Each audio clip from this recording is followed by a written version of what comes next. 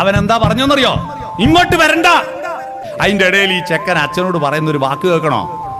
ഏടാ അച്ഛ പോട്ട, അങ്ങനെയല്ല. അത് കേട്ടിട്ട് അച്ഛൻ വിനീത വിധേയനായി നിൽക്കുക. അങ്ങനെ പറയുന്ന ഒരു മോനുണ്ട്, നമ്മളെ ഭാഗ്യേട്ടാ. ഏടാ അച്ഛ പോട്ട എന്ന് പറഞ്ഞാല് അതെന്തൊരു നല്ല അച്ഛമ്മ എന്താ നിങ്ങൾ ആലോചിക്കട്ടെ, അതെന്തൊരു ആർദ്രതയാ. അദ്ദേഹം പറഞ്ഞു ഞാനും ടച്ചിലായി.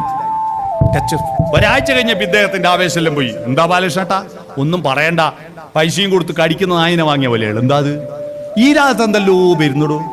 ഇത് ചെവിക്ക് തൊടുമ്പോ കട്ടായി പോവുക. ചിലപ്പോ ചെവിക്ക് ഇങ്ങനെ ഒരഞ്ഞു പോയിട്ടുണ്ട്, മേലെ നിന്നെന്തല്ലോ കീഞ്ഞു വരും. പിന്നെ എങ്ങനെ അതിനെ മടക്കി പറഞ്ഞേക്കേണ്ടത് തിരിയുന്നില്ല. നീ മിണ്ടിയാ ഞാൻ മിണ്ടാ, ഒരിക്കലും മിണ്ടലുണ്ടാവില്ല. അതുകൊണ്ട് മിണ്ടാതിരിക്കുന്ന ആരുണ്ടെങ്കിൽ ഇത് ഈ ക്ലാസ് കഴിഞ്ഞ് തിരിച്ചു പോയാ ഇന്ന് തന്നെ ഫോണ് വിളിച്ച് മിണ്ടുക.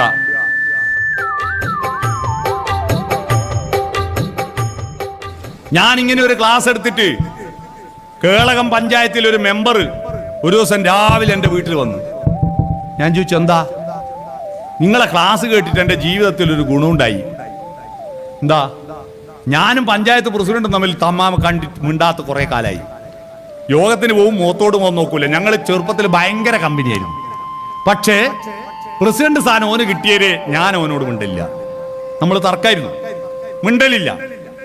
അപ്പൊ മിണ്ടണമെന്നുണ്ട്, പക്ഷെ മിണ്ടില്ല. അപ്പൊ ഓൻ മിണ്ടിയാ ഞാൻ മിണ്ടാന്ന് ഞാൻ വിചാരിച്ചു, ഞാൻ മിണ്ടിയാ ഓൻ മിണ്ടെന്ന് ഓൻ വിചാരിച്ചു. നിങ്ങളെ ക്ലാസ് കേട്ടപ്പോ ഞാൻ വിചാരിച്ചു എന്നാ പിന്നെ മിണ്ടിക്കളിയാ. ഞാൻ ഫോൺ എടുത്ത് ഡയൽ ചെയ്ത് ലാൻഡ് ഫോണിൽ. എൻ്റെ നമ്പർ കണ്ട അവൻ എടുക്കൂല. ലാൻഡ് ഫോണിൽ ഫോൺ എടുത്തു. എന്താ ചോദിച്ചു. ആരാ? അപ്പൊ ഞാൻ പറഞ്ഞു ഇന്ന് ആളാ. എന്താ വിളിച്ചേ? ഒരു വല്ലാത്ത ഒച്ചത്. എനിക്കിന്നോട് സംസാരിക്കണം, ഞാൻ അങ്ങോട്ട് വരട്ടടാ എന്ന് ചോദിച്ചു. എന്റെ സാറ് നിങ്ങൾ പറഞ്ഞ് എല്ലാം മുറിഞ്ഞു പോയി. അവൻ എന്താ പറഞ്ഞോന്നറിയോ? ഇങ്ങോട്ട് വരണ്ട. 10 മിനിറ്റ് കൊണ്ട് ഞാൻ എന്റെ വീട്ടിലേക്ക് അങ്ങോട്ട് വരും. 10 മിനിറ്റ് കൊണ്ടോ ജീപ്പ് കൊടുത്ത് എന്റെ വീട്ടിൽ വന്നു. ഞങ്ങൾ കെട്ടിപ്പിടിച്ച് കരഞ്ഞു. എന്തിന് 3 കൊല്ലം ഞങ്ങൾ മിണ്ടാണ്ടിരുന്നു എന്ന് ഇപ്പൊ ആലോചിച്ചിട്ട് പശ്ചാത്താപം തോന്നുന്നു. ഒരു വാക്കൊന്ന് മിണ്ടാൻ കാത്തു നിൽക്കുക ആള്. അതുകൊണ്ട് മിണ്ടാൻ മുൻകൈ എടുക്കേണ്ടത് നിങ്ങളാണ്. നിങ്ങൾ മുൻകൈ എടുക്കുക, വെറുപ്പ് ഒഴിവാക്കുക, എല്ലാവരും സ്നേഹിച്ച് സുന്ദരമായി ജീവിക്കുക. അത്തരത്തിൽ നമ്മുടെ കുടുംബ ബന്ധങ്ങൾ ആർദ്രമാക്കുക. പരന്ന അറിവും ആഴമുള്ള അറിവും നമുക്കുണ്ടായിരുന്നു. ഇന്നത്തെ കുട്ടികൾക്ക് നമ്മളെ 10 ഇരട്ടി ബുദ്ധി ഉണ്ട് അല്ലേ? 10 ഇരട്ടി ബുദ്ധി ഉണ്ട്. ഇപ്പൊ 5G ഫോൺ ഇറങ്ങാൻ പോവാ. 2 ഒരുപോലത്തെ ഫോൺ വാങ്ങുക. നിങ്ങളെ മക്കൾക്ക് ഒരു ഫോൺ കൊടുക്കുക, നിങ്ങൾ കൊടുക്കുക. ഇതാരാ ആദ്യം പഠിക്കാൻ നോക്കാലോ. പിള്ളേർ ഇത് പലതും പെട്ടെന്ന് ഡൗൺലോഡ് ചെയ്യും. നമ്മളിങ്ങനെ വഴിതെറ്റിയ വിമാനം എഴുതി ഇറക്കേണ്ടതെന്ന് കളിക്കാൻ വേണ്ടി ഇങ്ങനെ കളിക്കും.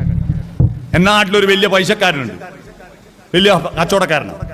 ഞെക്കുന്ന കടന്നപ്പള്ളി MLA പോലെ ഞെക്കുന്ന ഫോണേ ഉള്ളൂ. ഒരു കല്യാണ വീട്ടിൽ നിന്ന് ഇങ്ങനെ ഞെക്കുമ്പോൾ നമ്മളെ പ്രീക്കന്മാർ ഇദ്ദേഹത്തെ കുറവാക്കി. പൈസക്കാരനെന്ന് പറഞ്ഞിട്ട് എന്താ പിശുക്കനാണ്, പയഞ്ച ഫോൺ എടുത്ത് നടക്കുന്നു. ഇത് ഇയാളെ ഭാര്യ കേട്ട് വീട്ടിൽ പോയി ബഹളം വെച്ച് നിങ്ങൾ ഈ പയഞ്ച ഫോൺ എടുത്ത് നടന്നിട്ട് ഞങ്ങൾ നാണം കെടുക, പഴയ ഫോൺ എടുത്തോളം ഒളിപ്പിച്ച്. അങ്ങനെ അടുത്ത ദിവസം ഞാൻ റോഡുമലോട്ട് പോകുമ്പോൾ അദ്ദേഹം പറഞ്ഞു ഞാനും ടച്ചിലായി. ടച്ച് ഒരാഴ്ച കഴിഞ്ഞപ്പോൾ ഇദ്ദേഹത്തിന്റെ ആവേശമെല്ലാം പോയി. എന്താ ബാലകൃഷ്ണേട്ടാ? ഒന്നും പറയണ്ട, പൈസയും കൊടുത്ത് കടിക്കുന്ന നായിനെ വാങ്ങിയ പോലെയാണ്. എന്താ അത്? ഈ രാഗത്ത് എന്തല്ലോ വരുന്നുടോ. ഇത് ചെവിക്ക് തൊടുമ്പോ കട്ടായി പോവുക. ചിലപ്പോ ചെവിക്ക് ഇങ്ങനെ ഒരഞ്ഞു പോയിട്ടുണ്ട്, മേലെ നിന്നെന്തല്ലോ കീഞ്ഞു വരും. പിന്നെ എങ്ങനെ അതിനെ മടക്കി പറഞ്ഞേക്കേണ്ടത് തിരിയുന്നില്ല. പക്ഷെ ഇവർക്കൊരു ചെറിയ മോനുണ്ട്, പ്രജീഷ്, 3ാം ക്ലാസ്. ഇവൻ ഒറ്റയാഴ്ച കൊണ്ട് ഈ ഫോണിന്റെ എല്ലാ ഡീറ്റെയിലും പഠിച്ചു. ഞായറാഴ്ച അച്ഛനും മോനും ലീവാ. ഞാൻ റോഡുമലൂട്ട നടന്നു വരുമ്പോൾ വരാന്തയിൽ സോഫയമേൽ ഇരുന്നിട്ട് അച്ഛനും മോനും അച്ഛനെ ഫോൺ ഉപയോഗിക്കാൻ പഠിപ്പിക്കുക. അതിൻ്റെ ഇടയിൽ ഈ ചെക്കൻ അച്ഛനോട് പറയുന്ന ഒരു വാക്ക് കേൾക്കണോ? ഏടാ അച്ഛ പോട്ട, അങ്ങനെയല്ല. അത് കേട്ടിട്ട് അച്ഛൻ വിനീത വിധേയനായി നിൽക്കുക. അങ്ങനെ പറയുന്ന ഒരു മോനുണ്ട്, നമ്മളെ ഭാഗ്യേട്ടാ. ഏടാ അച്ഛ പോട്ട എന്ന് പറഞ്ഞാല് അതെന്തൊരു നല്ല അച്ഛമ്മ എന്താ നിങ്ങൾ ആലോചിക്കട്ടെ, അതെന്തൊരു ആർദ്രതയാ. നമ്മളെ കുട്ടികളെ നല്ല വിവരമുള്ളവരാ, പക്ഷെ അവരുടെ അറിവ് പരന്നതാ. അത് പ്ലസ് അല്ല, മൈനസാ. അത് ആഴമുണ്ടാക്കി കൊടുക്കണം. അപ്പോ ആഴം ഇങ്ങനെ വരച്ചാലേ അത് പ്ലസ് ആവൂ. ആഴമുണ്ടാക്കി കൊടുക്കാൻ ഒറ്റൊരു വാക്ക് മാത്രം, അറിവിന്റെ ആഴത്തെ പറ്റി എന്തായിരിക്കണം നിങ്ങൾ പുതിയ തലമുറയോട് സംവദിക്കേണ്ടതെന്ന് ഒരു വാക്ക് മാത്രം പറഞ്ഞിട്ട് ഞാൻ എൻ്റെ ക്ലാസ് നിർത്താം. ആ വാക്ക് നിങ്ങൾ പറഞ്ഞോ. ലോകത്തിലെ ഏറ്റവും സുന്ദരമായ ഒരു വാക്ക് പറയൂ. ലോകത്തിലെ ഏറ്റവും സുന്ദരമായ ഒരു വാക്ക് ലവ്. പിന്നെ വേറെ എന്തും കൊണ്ടോ? വേറെ എന്തും കൊണ്ടോ? സുന്ദരമായ ഒരു വാക്ക് പറഞ്ഞു, ലവ്. അമ്മ എന്ന് പറഞ്ഞിട്ടുണ്ട് അവിടെ അല്ലേ? അമ്മ. ഈ ലവ് അതിൽ പെട്ടു അല്ലേ? ലവ് വാത്സല്യം എല്ലാം അമ്മയെപ്പെട്ടില്ലേ? അമ്മയാണ് ഏറ്റവും സുന്ദരമായ വാക്കെന്ന് അഭിപ്രായമുള്ള ആരുണ്ടെങ്കിൽ കൈയടിച്ചാട്ടെ. അപ്പൊ ഭൂരിപക്ഷം അമ്മക്ക. അപ്പൊ അമ്മ വിജയിച്ച്.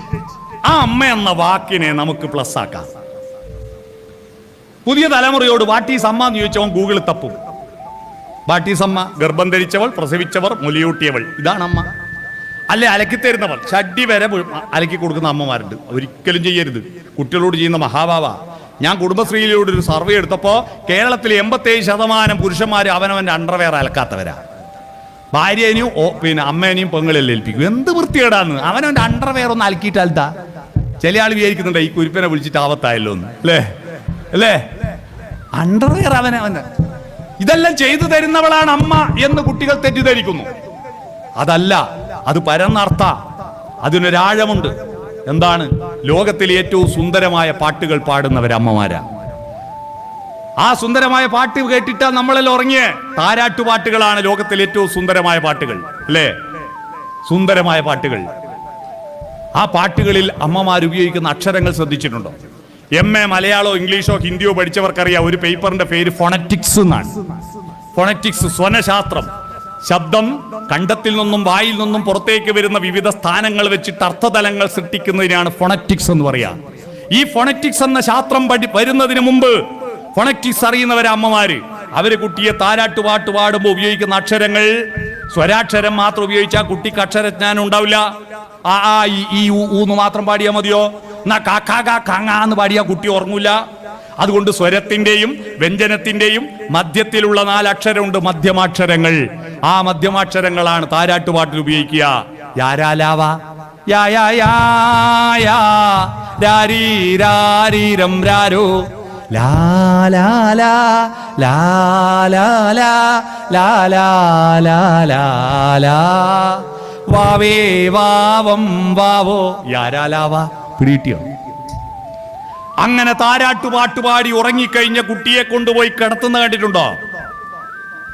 ഒരു കൈ ഷോക്ക് അബ്സോർബർ പോലെ സ്പ്രിംഗ് ആക്ഷനിൽ ഈ കയ്യിൽ കുട്ടീനെ എടുത്ത് മുട്ടും കുത്തിയാടി ഇരുന്നിട്ട് ഒരു പായി എടുത്ത് ഒരു തുണി എടുത്തിട്ട് കുട്ടീനെ അവിടെ കിടത്തിയിട്ട് ചന്തിന്റെ അടിയിൽ നിന്ന് കൈ വലിക്കുന്ന രംഗം പുലിമുരുക സിനിമയിൽ ഉണ്ടാവില്ല. ഇത്ര നല്ല സ്ലോ മോഷൻ. എത്ര മല്ലയാണ് കുട്ടിയെ കിടത്തുക.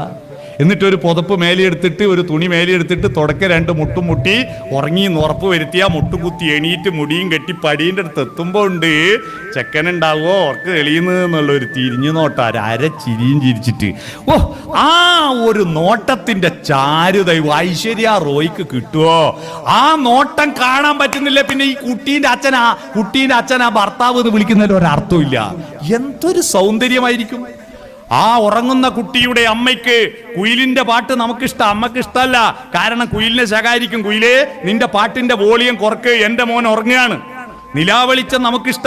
പക്ഷെ നിലാവിന്റെ ശിശിരരശ്മികൾ ജനലഴികൾക്കിടയിലൂടെ ഊർന്നിറങ്ങി ഉറങ്ങുന്ന കുഞ്ഞിന്റെ കൺപോളകളിൽ സ്പർശിച്ച് അവന്റെ സ്വപ്നങ്ങളുടെ നിറം കെട്ടുപോകാതിരിക്കാൻ നിലാവേ നിന്റെ വോൾട്ടേജ് കുറക്കണേന്ന് പറയുന്നവളാണ് അമ്മ. ഒന്നിനി ശ്രുതി താഴ്ത്തി പാടുക പൂങ്കുയിലേ, എന്നോമലുറക്കമായി ഉണർത്തരുതേ, എന്നോമലുറക്കമായി ഉണർത്തരുതേ. ഒന്നിനി തിരി താഴ്ത്തു ശാരദ നിലാവേ, ഈ കണ്ണിലേക്കിനാവുകൾ കെടുത്തരുതേ, കണ്ണിലേക്കിനാവുകൾ കെടുത്തരുതേ എന്ന് പാടുന്നവൾ അമ്മ. അമ്മ എന്ന പദത്തിന്റെ ആഴം പിടികിട്ടിയോ? ഈ വികാരത്തിലാണ് നമ്മൾ അമ്മയെ, അച്ഛനെ, അമ്മാവനെ, അമ്മായിയൊക്കെ കാണുന്നത്. അല്ലാതെ വെറും ഒരു വ്യക്തി എന്ന രീതിയിലല്ല. ഓരോ വ്യക്തികൾക്കും ഓരോ വസ്തുക്കൾക്കും ഒരു ആർദ്രതയുടെ പരിവേഷം ചാർത്തിക്കൊടുത്താൽ നമ്മുടെ ജീവിതം ആനന്ദ സന്ദേശം രസമധുരമാകും. ആനന്ദ സന്ദേശ രസമധുരമായ നമ്മുടെ ഇനിയുള്ള ദിവസങ്ങൾ സുന്ദരമാക്കി തീർക്കുക. സുന്ദരമായ ദിനം അല്ലെ, താമര മലരുകളായിട്ട് ഓരോന്നായി വിടരണം നമ്മുടെ ദിവസങ്ങൾ. ഓർമ്മകൾ തൻ താമര മലരുകൾ ഓരോന്നായി വിടരുന്നോ എന്ന മട്ടിൽ ഓരോ ദിവസവും this is the first day rest of my life. ഇനി എണ്ണേണ്ടത് this is the first day rest of my life. എന്റെ ബാക്കി ജീവിതത്തിന്റെ ആദ്യത്തെ ദിവസം ഇന്നാണെന്ന് ഓരോ ദിവസവും പ്രഭാതവും ചിന്തിച്ചാൽ നമ്മുടെ ജീവിതം രസകരമാകും. അതുകൊണ്ട് നമ്മൾ ലൈഫ് ബ്യൂട്ടിഫുൾ ആക്കുക. ബ്യൂട്ടിഫുൾ ആക്കേണ്ടത് ആരാണ്? ഡെക്കറേറ്റ് ചെയ്യുന്ന പുറത്തുള്ള ആളല്ല, മേക്കപ്പ് മാൻ അല്ല. ലൈഫ് ബ്യൂട്ടിഫുൾ ആക്കാൻ ആരാണ് ആള്? അതിന്റെ ഉടയോൻ നമ്മളാണ്. നമ്മൾ സുന്ദരമാക്കുക. അങ്ങനെ സുന്ദരമായ ഇനിയുള്ള ജീവിതം രസകരമാക്കി മുന്നോട്ട് പോകാൻ നിങ്ങൾക്ക് കഴിയട്ടെ എന്ന് ആശംസിച്ചുകൊണ്ട് ഈ വിശക്കുന്ന നേരത്ത്, നട്ടുച്ച നേരത്ത് എന്റെ നട്ടപ്പെരാന്തും കേട്ടിരുന്ന നിങ്ങൾക്ക് നന്ദി പറയുന്നു.